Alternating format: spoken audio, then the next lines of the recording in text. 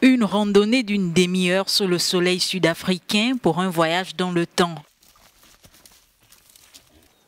Non loin de la frontière du Lesotho, cette équipe de l'université de Wits à Johannesburg est sur les traces d'un ancêtre des crocodiles. Un spécimen découvert en 2015 par une étudiante du professeur Jonah Schwanier. Elle a trouvé des os qui dépassaient le sol. On a commencé à creuser et on les a ramenés au labo. Et c'était la hanche d'une espèce qu'on n'avait jamais vue avant.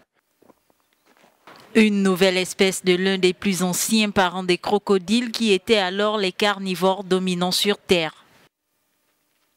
Imaginez un crocodile croisé avec un lion, un truc très gros, quadrupède, avec les pattes droites sous le corps et des mâchoires énormes, un animal vraiment effrayant. Les fossiles sont plâtrés pour être transportés, préparés et analysés. Il se passe en général plusieurs années entre les fouilles et une publication scientifique. Une broutille comparée aux millions d'années passées dans le noir, mais un moment inoubliable pour un paléontologue.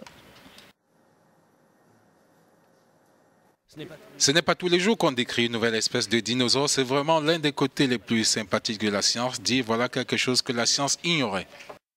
Ce crocodile préhistorique, à ne pas confondre avec un dinosaure, n'avait jamais été décrit en Afrique du Sud. De quoi motiver la nouvelle génération des scientifiques africains. On a toutes ces choses formidables dans notre pays et on peut les montrer au monde. Et à terme, j'aimerais pouvoir raconter toute l'histoire de l'évolution des crocodiles.